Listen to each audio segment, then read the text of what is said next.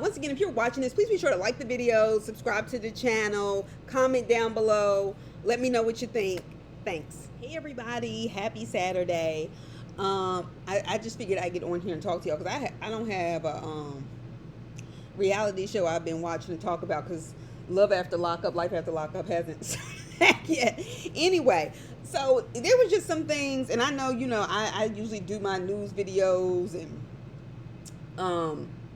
because I think keeping up with this stuff is important. But first, shout out, all right, to the makeup I have on. A friend of mine who I used to teach with, an English teacher, gave me this. I went and she gets monthly makeup or whatever, but she said she wasn't going to use it because it had my name. My name is Salah, and on the back it has like the different different colors, and it has like, because my name comes from the Bible, it means to pause and reflect, and it's in the Psalms: eternal, Yahweh, praise, joy, life, grace, faith, pause. So just shout out to her. I can't remember how she gets the monthly makeup thing. I wish I could tell you, but anyway, it was just really sweet. Okay, that being said, how's y'all's week? It's been quite a bit going on. Umar Johnson, Dr. Umar Johnson, I guess, is a deadbeat father. Some of you are surprised. Some of you are disappointed. The thing is, I never believed any of his bullshit. And I don't mean didn't believe it like when he started rolling around on TikTok and Instagram and people were giving him all this attention. I mean, going back to 2014 when this was the first time I had ever heard of this man, and I will not forget it because I was in graduate school and I remember taking a break from like applying for jobs because I was going to graduate in June of 2015. So I'm applying for a job, so on and so forth. And I'm looking on madamnoir.com. All right, I don't even know if people use that blog site anymore, but anyway. And they had posted Umar Johnson, black psychologist, is trying to buy St. Paul's College in Lawrenceville, Virginia, a historically black college, to change it into an all-boys boarding school. And I made a comment. I will never forget, right? Made a comment just underneath the story, and the first thing I did was look up his name, and he had a website with, first of all, whenever you see that red, black, and green and somebody talking that African stuff, I can already tell you it's a hustle. I don't care. People go, well, you need to. Nope. I looked at it, so it was a hustle. And then I looked through the website, and I was like, well, he's saying he's a school psychologist. In his about section, he didn't have where he went to school at any point in time for any of his college degrees, advanced degrees, so on and so forth. And to me, when you're trying to sell an idea and get people to invest in something, I don't think those are intrusive questions, right? And I was like, y'all trust this man with a school? He doesn't even have where he worked or what his experience is. He's just saying he helped all these people. The reason why I will never forget making a comment like that, and I was like, I wouldn't donate to something like this. And quite frankly, it just, something's not right. When I tell you there had to be 14,000, and I am not making that comment, I'm not making this number up, people arguing with me, telling me I was stupid, I'm going to support this black man, that's a great idea for the school, this, that, and the other. Who are you to tell him about his degrees? And I was like, well, I'm getting my PhD. I'll be finished soon. Everybody online thinks they have a PhD. I remember people were going off on me. And because I was so stressed, I just said, the hell with it. I'll go back with them, which is something I don't really do. And I was like, and we keep saying, oh, these black boys, these black boys. Well, what about the black girls? And people don't, especially black women like that want to argue with you over something like that. And they were like, you're stupid. I went to his website. It says he's a clinical psychologist. I was like, I can look at you right now and tell you I'm rich. That don't make me rich. Like, what? Like, what are you talking about? And they were just like, no, the only way to education is for people to build their own schools. Okay. I was like, there's no proof that he's been a teacher or a principal. And he's saying he's been an assistant principal, a principal, from a school psychologist. And I was like, where did he work? Y'all tell me if y'all are really investing in it. People got so angry with me. It was wild. I was thinking to myself, y'all don't even know him. I could just look at him and tell he was full of shit. Okay? That's me. Now, 11 years later, good God Almighty, 11 years later, or to help bring it home, approximately $2 million in donations later, there is still no school. There are, in the words of a YouTuber, his name is Lennon Honor, there are some abandoned buildings that are the kick it spot, and he only goes up there when when he's trying to get money. Now, the reason why I bring this up, and I'm about to get on him being a deadbeat. Now, this man has been going in on him on YouTube, and we can talk about why is he so obsessed with trying to expose this man, so on and so forth. Granted, they've had some beef with him threatening his family. Umar got a lot of beefs. But the bottom line is, his receipts have added up over the years. And I've watched him from a distance. The man, I mean, if y'all are interested, I would say at least go watch some of his videos. I mean, he can prove, he kind of bring up some of the same stuff. But, like, nevertheless, he had been saying this for a while. And I think it was because other women were reaching out to him about things that happened to them with him. Okay? Now, he's always talking about the thousands of black kids I saved, all the kids I've educated. Y'all got the nerve to question me. Think about how hostile he is perpetually, especially when talking to women in interviews. And this is not hard things to say. Now, mind you, when I made that comment in 2014, the only reason why I remember Umar Johnson's name is because 14,000 people were going in on me on this thread. On this thread, okay? And I remember he popped up again during COVID. Like on For You page, and you're like, what the hell is this? This man bought a building for the school in 2019 and claimed he was going to get the lights on the next Monday. He had this whole video. Mind you, we still don't know if there's full electricity. He hasn't changed the signs.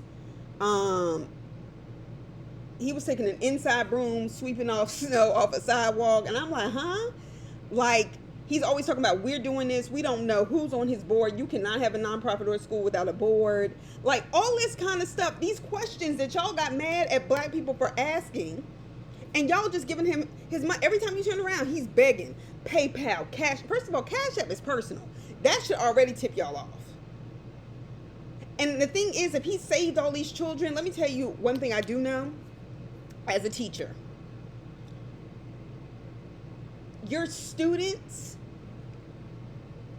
when you have affected their lives, will tell you or will defend you even when you don't know what's happening on the other side. I have yet to see anybody come out and say, hey, yeah, I was one of Dr. Umar's patients in school. He really helped me. He helped my mom. Or a single mother say, yeah, he spent time with my son. It changed his life. And see, the thing is, you want to know why we can't find that? Because he's a deadbeat.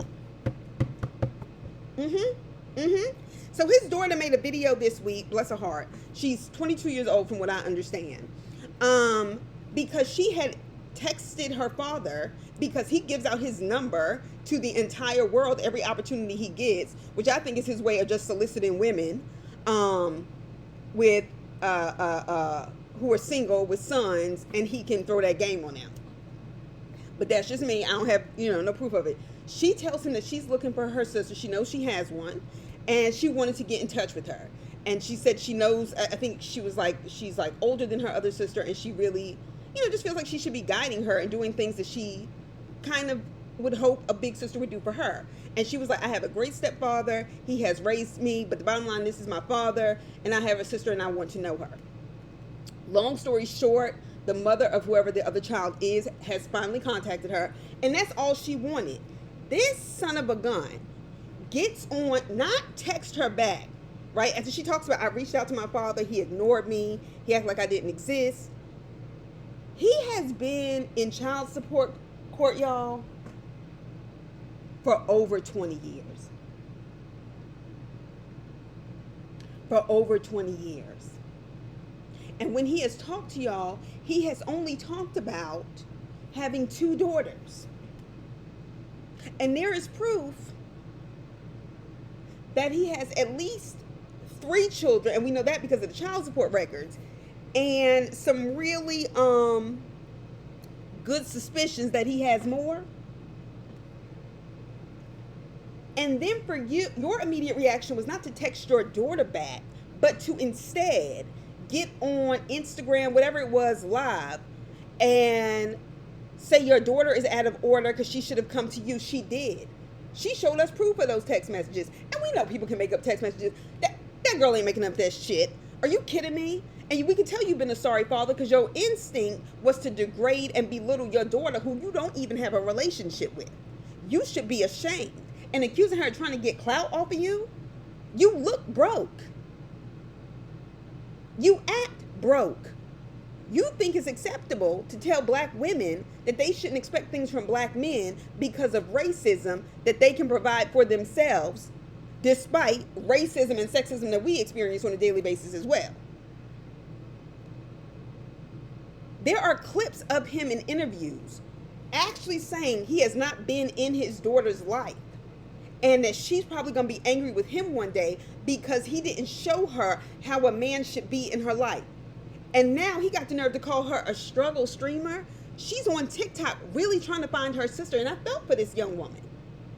And your reaction is to blame her and then say, we need to have a sit down. Me, you, and your mother. First of all, she's 22 years old. You should be talking to your daughter on your own. Because I'm going to tell you what his real game is. He wants your mother to be there. I wouldn't be surprised if he had been abusive to her mother. One, because he thinks he can intimidate her. He wants the opportunity to drag the mother into it who has raised her, taken care of her, provided for her on her own, while you were not involved, pretending like you were going to save other boys, taking people's money, doing God knows what with it, because it damn sure ain't no school. And you want that mother to come so you can turn in your narcissistic way, turn the conversation and start blaming her like narcissists do to make it about something else in front of the kid so you don't have to take any responsibility. That's the game. Me, you, and your mother. You ain't wanted to sit down with this woman to pay child support. You didn't want to sit down with this woman so you could visit your child. Are you for real right now? And the people defending him is wild to me, to the point where you are attacking this young woman. I know technically she's grown. Miss me. Miss me. Oh, why are you doing it on the internet? Because she can't get to him. And she made her video saying, her mother contacted me. I can now reach out to her about my sister. She has the right to do that. Why should her energy go into protecting a man that she does not know, but does know is her father? And you can, I mean, she is, obviously her mother must be gorgeous, beyond belief, because she's actually a pretty girl. But she does kind of look like him. Like, to me, I can tell, like if you saw her, you'd be like, yeah, I can see her being her father. Nevertheless, but I say that because she's gorgeous. That's the point I'm making. And y'all people defended Umar, and Umar is for the community. No, he's not. Who has Umar helped? Umar is always taking, asking for money. Y'all remember that woman gave him like $5 and he's like in the car showing Red Lobster gift cards because it made it to like World Star or something, and I think it made it to the Shade Room. And he's sitting up there talking about something, it's $5. I'm sure that's all you have, but next time make it 20. The fuck? And y'all can YouTube this stuff, Google it. It's there. So I don't feel like I have anything to defend. And I really shout out to that young lady, and I don't want to repeat her name. And I know she's on TikTok and stuff, but she's still young, and I don't want to create that. But it's going to be a no for me. It's a no for me. It's unacceptable. Him not taking care of his kid is the issue. And people saying, wow, this is just disappointing. Disappointing how? Why did y'all have expectations for somebody who has never even showed y'all a business plan for a school y'all were donating to? And let me go ahead and let you know this while I'm at it, so you can just know of examples. Like, in recent years, there is a woman by the name of Marva Collins who passed away in the early 2000s, who started a school in the 80s on the west side of Chicago. And if you know anything about the west side of Chicago, that is only the strong survive, okay? And used her $5,000 in retirement because she had gotten so frustrated with the public school system, opened up a school on in the top floor of her house. And kids started coming, and then she eventually was able to move into another building called Westside Preparatory. The school had to close in 2008 with all the crashes and economic stuff or whatever. And let me tell you a little tidbit about her. Ronald Reagan, of all people, wanted her to be Secretary of Education. She said no, because her work was there in Chicago. Could have been making more money, could have gotten her message out, or maybe they could have co-opted her, but she didn't let that happen. And she used her money. She made her sacrifice, and she wasn't bragging about it to the world, about her sacrifices. And I learned of that woman watching one of Tavis Smiley's State of the Black Union. You remember those?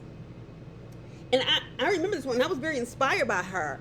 And I say all that to say she didn't even have the convenience of the internet and reaching out to people, and cleared out her retirement with 3 kids, a husband. They weren't even sure how they were going to make ends meet, went and got old desks and start. Like, when you want to do something like that, you have to be willing to sacrifice and then ask everybody else to give to you. And then he's always talking about the black church. Y'all give y'all's money to the pastor. First of all, he's not a Christian. Okay. Umar also tells us, if anything, he probably has a history of being a Muslim. And he hates the black church. First of all, the black church, I understand what I think people think they mean, but we are talking about a range of denominations, be it Baptist, Pentecostal, Presbyterian, African Methodist, Episcopalian. Giving your money to, see, this is how I know you don't know what you're talking about. Now, yes, are there people that usurp the money? Yeah, when you look at the Forbes list, though, of preachers who make the most money, tell me how many black ones are on there. Go and look, and then tell me how many black ones are on there. So don't try to act like this is some phenomenon of the black community, okay?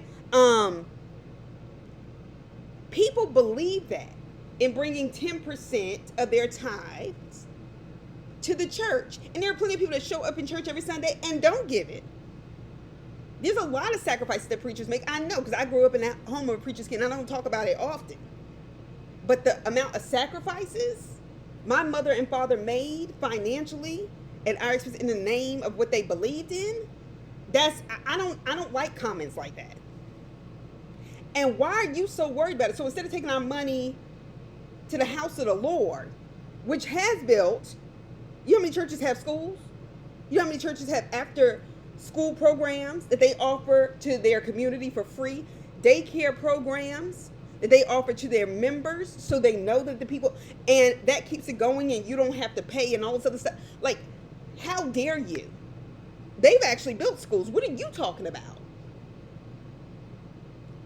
So I'm going to get off this, but that's what I mean. Y'all miss me. It's always them black queens. And honestly, I don't like nobody coming up to me calling me no queen. I don't even understand why black people, y'all know queen doesn't have a value if everybody can be one, right?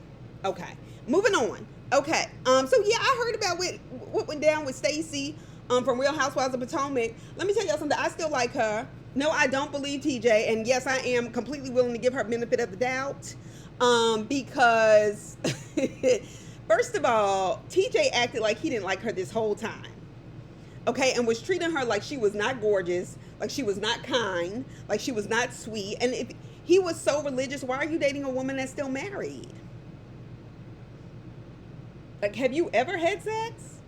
I mean, we can tell, but all right, I'm gonna leave it there. But for him to then be on FaceTime gossiping with Eddie, and Eddie's a bitch. He's a bitch for that. And y'all are doing a lot to get attention, and she paid him, this, that, and the other. You want to know why he called Eddie and why him and Eddie are having this conversation? Because that's another opportunity for him to get attention. Was it that he chose not to come to the reunion, or she didn't invite him? Oh, she was paying me all the while. So what the fuck is there to talk about, TJ? Then you got paid and you still signed up for it. Even if that is the case. And I hate when people try to act like, oh, yeah, because somebody said it. Oh, that must be true. Like, I'm just not into that game. And the nerve of the bitchiest of the bitchiest of the bitchiest. Gizelle Bryant, who brought her ex-husband, who had already cheated on her multiple times, was cheating on her then. If they pretended like they were together, we could tell, like, she was more into it, and probably because he had gotten, even more money at that point. And we all knew it was fake. Remember the other girlfriend that apparently he was dating while he was dating the current wife? Whatever. You had a whole fake husband on TV, or a fake boyfriend pretending, and your kids, it was clear your kids were not comfortable with this relationship, and that was their father. And you got the nerve to try to call somebody out for something like this? Miss me. Next. Married to Medicine. And I've been taking a look at Married to Medicine. I haven't been watching it regularly for a while because it got very frustrating for me. And I realized that since Sweet Tea has come on, so on and so forth, and those are Quad's friends, whatever. Why is Dr.Heavenly, and this is when I talk about blurring the lines, Dr.Heavenly couldn't do anything for me. Okay? I would not go into her office for anything. The way she claims people are her friends, that she likes them, that she'll apologize in their face, talk shit about them in the next breath to the next person she sees, come back and tell them, yeah, I did, all up in their face and all this other stuff. Like, and then gets on YouTube of all places to talk about it like she's not a cast member. It's just bizarre to me. It's bizarre to me. And the fact that people think her meanness is funny is disturbing to me.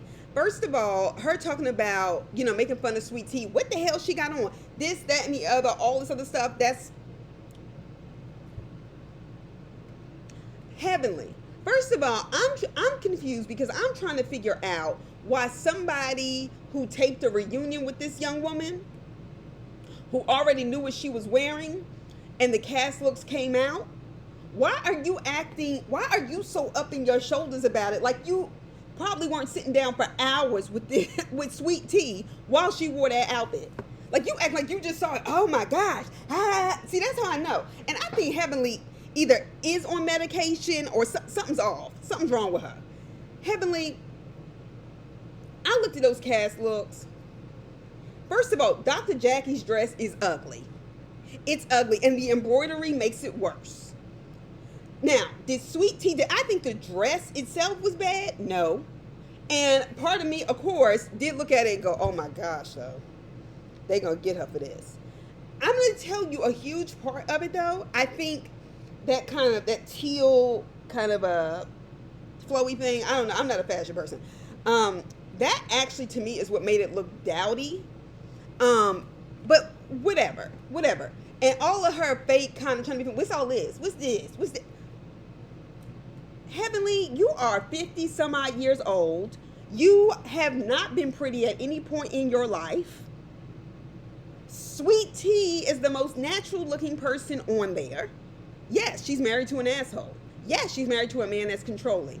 Why is that a reason to mistreat her? The same way I felt about how they treated Portia on Real Housewives of Atlanta that first season. Y'all, because she didn't want to go to a strip club. First of all, I'm a woman. I don't want to go to no fucking strip club.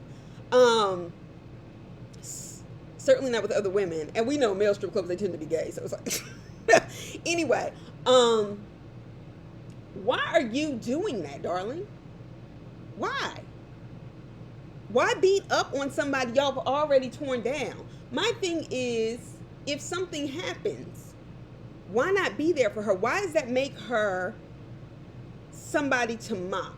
And I know she's been out of order. I know she's gotten into it with these people, but they were not nice. Yes, getting on this TV show was not a good idea. And sure, they did do it to make good TV and bring Quad back on, and Quad felt like this was her show, yada, yada, yada, yada, yada.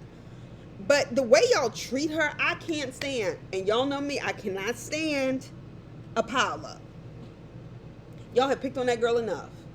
And I did scroll down TikTok, and I happened to see Contessa talking to her. And, Contessa was like, I've been clear. If you ever need some place to be, you can always come here. See, that to me is what a friend would do, and leave it there. That anything ever happens, and you don't have to even be specific, you can always come here and you'll be safe. So miss me with the bullshit. And Heavenly, you brought her on here. And then to treat her, I mean, but it's just, she goes so hard. Her and Jackie are fake friends, but they two fake bitches anyway. I never liked Dr. Jackie. I just think she's fake. But I just feel like all of this carrying on and being cruel to people is so not necessary. You could have gone in on that dress and left it alone. But no, you want to scream and act crazy by yourself in your closet on YouTube.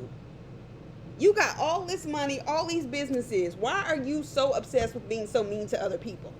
Because you're miserable. My husband Damon, my husband, that always sounded fake to me. I never believed that she was one of those people who believes in being a submissive wife and all that shit. I remember when she came on season 2, I was like, anybody who spends this much time telling you how they're submissive, this, that, and the other is full of shit. Because she kept making it for TV and then trying to make it seem like, I know you want me to stay home, but I'm not going to do that. And I just felt like, no, her marriage is full of shit. And I knew she was performing. And I have a problem with people like that. And then for somebody like Gizelle Bryant to sit on, now that's a struggle podcast, her and Sorry Ass Robin, talking about that Married to Medicine is overproduced. Y'all's show is trash and needs to go off the air. And y'all have overproduced and manufactured a lot of things. And that helped get Candace's ass whooped. So I'm not going to even go there. Moving on, Caleb Wilson. Y'all, this is sad and tragic. And God rest his soul. Prayers up for the family consistently, because they can't ever get this young man back. He was studying mechanical engineering. He was in the Southern University band. He was a great student. He was making all this headway, and he clearly made Rush and got accepted in to being in Omega Psi Phi. Those things, first of all, being in an HBCU band alone takes so much discipline, focus, and practice, even from your summer. And let me tell you something, down south in that heat, practicing like that is no joke. And then to be a part of the jukebox is no joke. Okay? And now we've lost a young black man with that much intelligence, that much potential over some bullshit. Seeing that picture of his mother crying, his father trying to be strong for her, it looked like his aunt was trying to console her. And then to watch another black mother cry over the death of her child. Not because of police, but because of another or other young black men in college of all places, is sad and it's tragic, and it did not have to be so. And I say that because we've been there, done that, seen this movie too many fucking times before. Once again, these sort of deaths that come about in fraternities and sororities all throughout this nation are not unique, and that's a problem. Hazing, I don't care how illegal they say it is. That's why they do things like have it off campus, and the supervisors, who are typically a professor or an administrator of that college institution, knows it's happening, knows it's going on, sometimes actively participates in it, and because they don't do it on campus, which is why this was off campus, and check out Dr. Rashad Ritchie and his channel, because I thought it was Dr. Ritchie, because I know I had said this in an earlier video. I was like, that's the culture, right? So then you have them claiming they were at a park doing a ritual, standing up, and he collapsed. First of all, they weren't in a park. Matter of fact, they were in an abandoned warehouse, one in which a member of Omega Psi Phi co-owns, and he is a member of the city council in Baton Rouge. He didn't know nothing. He didn't know nothing. And this is what I'm talking about. Okay, because see, I know, before I even get there, there has been an arrest. And the young man has been let out on bond. Caleb McRae, okay? And his charges that are being considered The highest charge is manslaughter, which carries up to 40 years in prison if convicted. They're waiting on two other suspects to turn themselves in. And it is possible that 8 to 10 young black men will be going to jail for this. 8 to 10 young black men who are college educated or will be college educated or have still had some college, regardless of the outcome, going to jail over this bullshit. And let me tell you something. And according to WAFB9, this is the local station out of Baton Rouge, and I like to get the local aspects before we take it and extract it. And they said initially the group of males told hospital staff that Caleb Wilson was playing basketball at a park when he collapsed. But he died as a direct result of being punched in the chest at a warehouse while pledging, according to police.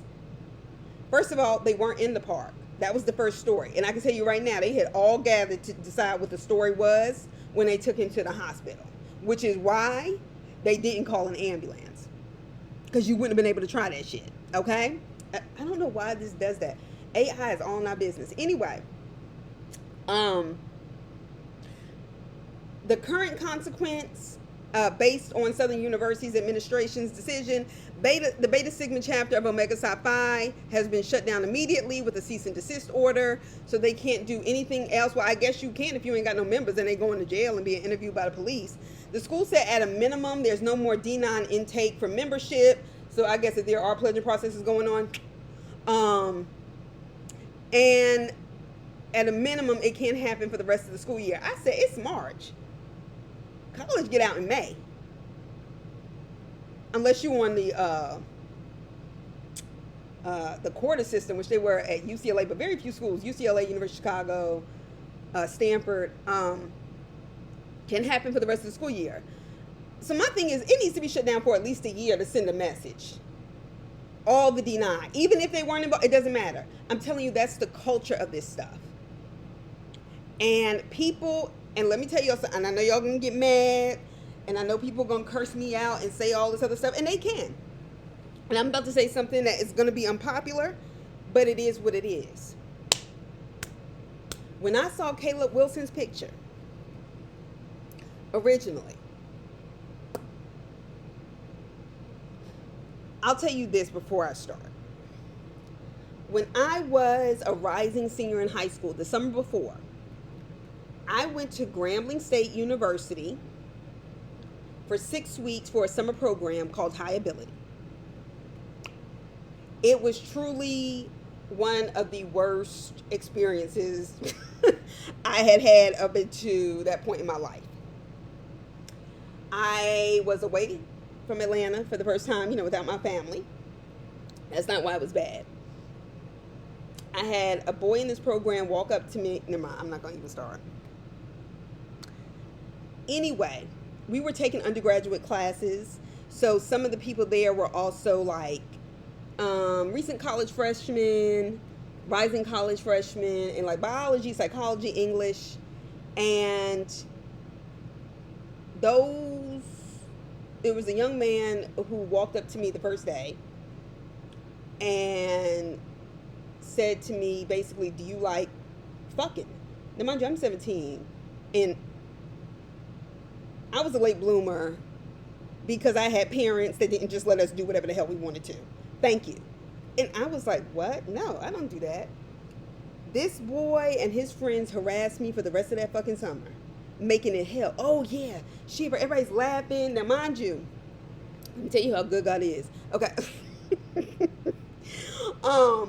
By the end of the summer, do you know that those girls who were laughing and mocking me with them had gotten caught, catch this, in the president's office building at Grambling, because it was the summer. I don't know how they got in there, but I was always in the library doing what I was supposed to do with my 3 nerdy friends, and that was fine with me, who I met through this program. Having sex with these boys on camera. They sent for their parents immediately, and they had done it multiple times, and they had just treated me like dog shit. And they were always bringing up, and I was not the only one that was light skinned in that program. but they were always attacking me and basically ganging up. Now, this was not the first time I had experienced this, but this was the first time I had experienced it alone, by myself, without being able to go home to my family. And I didn't, I was telling my mother some of the things that were happening. I didn't tell her about the boy. I should have. And then maybe I should have come home, because he was very aggressive. And now in this Me Too era, I understand how unsafe I was, and I started to kind of fall in on myself because people were mistreating me. But I kept doing work. I got all A's and everything. And I remember this girl, and I'll use her name because it's so common. Her name was Candace, and she was a light-skinned black girl, and she had this kind of light brown hair. And I remember one day we were in a computer lab because we had like an English class together, and I think she may have been a freshman, and she was saying she has to take summer class because she had to work or whatever. But she was really nice to me. And I remember one day I was in a computer lab, and she asked me something like, she said, we were kind of talking, and she was just being sweet, like a big sister kind of thing. And she says, well, how do you like it here? And I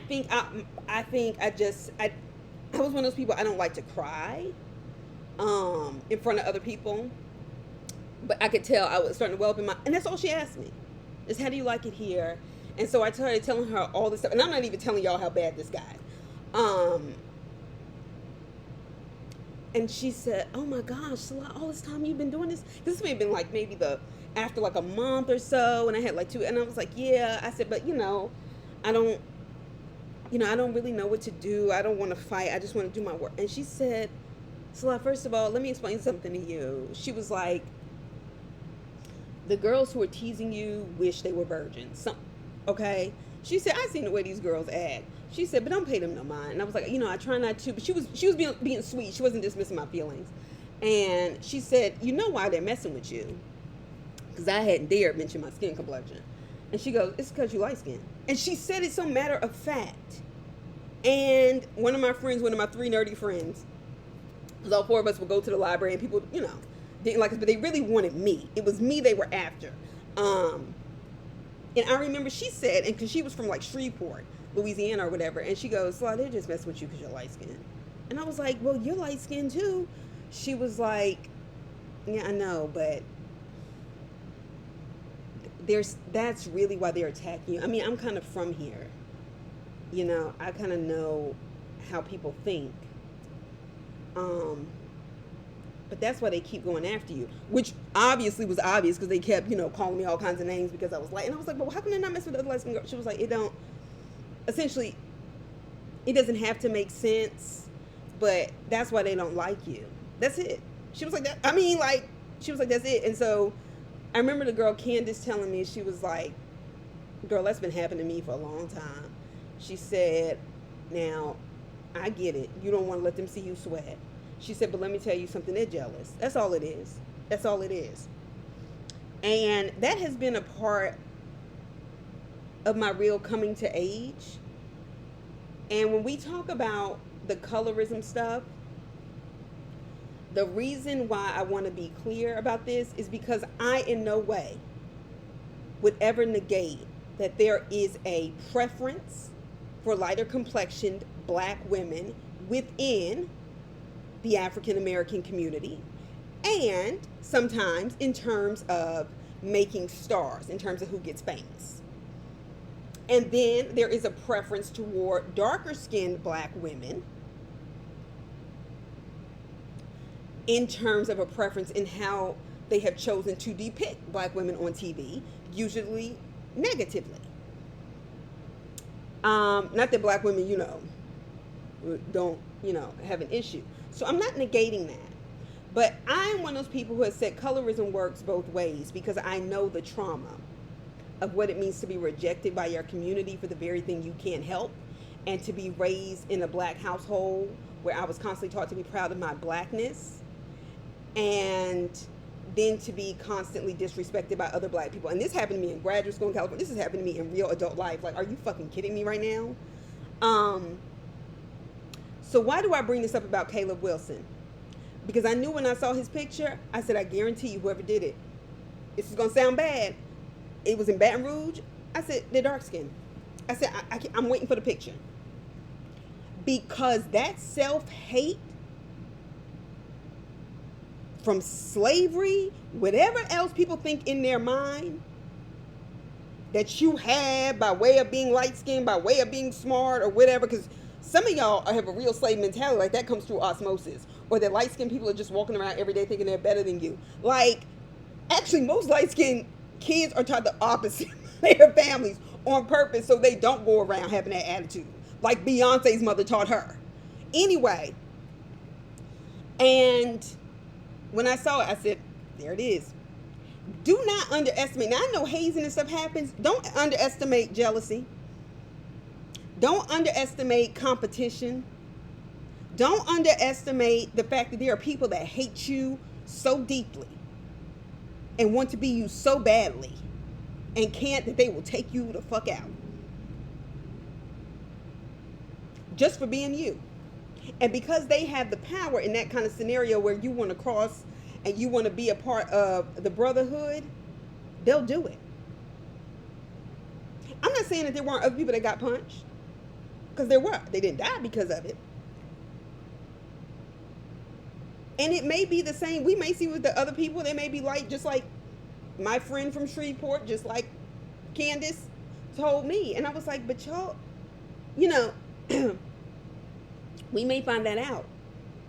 But that self-hate is deep. And when we have these conversations about colorism, which I think amongst women, really the animosity comes from the competition that we have with each other for the attention of black men. And I've said this before. Don't think that's not a part of this. And people can get mad at all of my comments, call me a colorist. I'm not a colorist. I'm telling you based off my lived experience, what I have seen people do, and I haven't even told you everything because it's still kind of painful for me. What I have seen people do for no other reason. And then it becomes, oh yeah, you're just bragging because you're like, why am I bragging about that? I'm telling you my experience. I'm not trying to tell you I'm superior to you. I'm telling you what happened to me. That's why I can believe Issa Rae did that shit to humiliate Amanda Seales when she blocked her at the party and said it was her publicist. That's some mean girl shit I've seen done.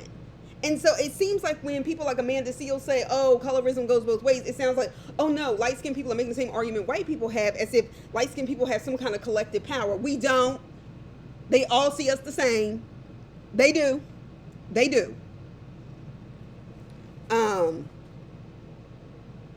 So that's my piece on that. And I get the desire of D9 organizations to say, no, that's not all of us. That's not what we represent, so on and so forth.